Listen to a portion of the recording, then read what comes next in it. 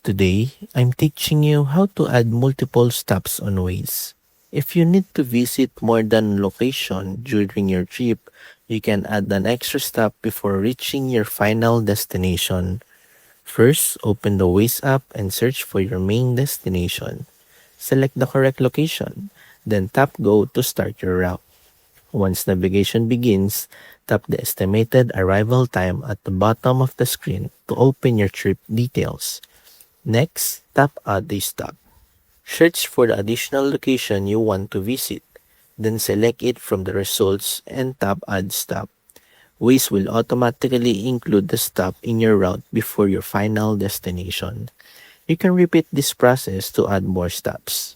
If the option is available on your version of Waze, to change the order, open your trip details and rearrange your stops as needed. And that's how to add stops on Waze.